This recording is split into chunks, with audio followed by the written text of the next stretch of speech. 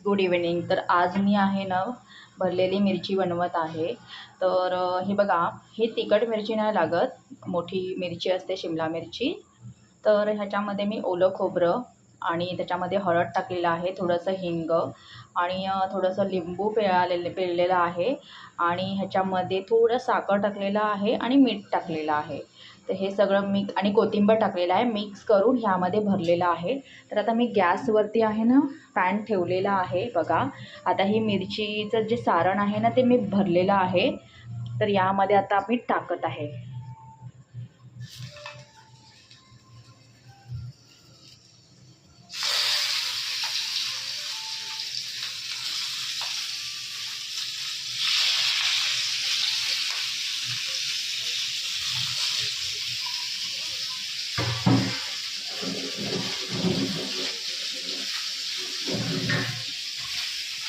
तर बघा, आता मी मिरच्या आहे ना ते यामध्ये सोडलेलं आहे. ॲक्च्युली मी ह्याखाली आहे ना ते हे ठेवलेलं आहे, कारण माझा गॅस आहे ना ते फास्ट आहे. तर त्यासाठी मी यामध्ये ठेवलेलं आहे यावर, जेणेकरून ती मिरची आहे ती करपणार नाही.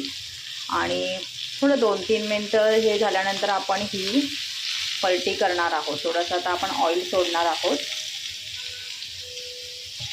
मी ऑइल आहे ना थोडंसं असं स्प्रे करते. हा बघा, माझ्याकडे स्प्रे आहे. तर याने मी थोडंसं ऑइल आहे ना ते स्प्रे करते, जेणेकरून जास्त ऑइल आहे ते जाणार नाही. तर बघा, आता मी कमी गॅस केलेला आहे. तर तुम्ही पण अशा पद्धतीने मिरची करून बघा. म्हणजे थोडंसं लिंबू पिळायचं, जेणेकरून ती तिखट होत नाही जास्त.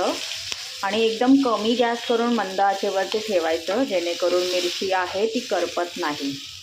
तर मी पण अशा पद्धतीने बनवलेली आहे. चारी पण एकदाच टाकलेल्या आहेत. कमी गॅस करून ठेवत आहे. आपण आहे ना ती सारखी पलटत राहायची, जेणेकरून ती एकाच बाजूला शिजणार नाही, सगळीकडे शिजेल.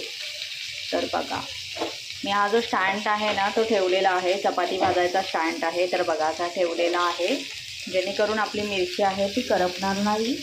तर त्यासाठी मी ठेवलेला आहे.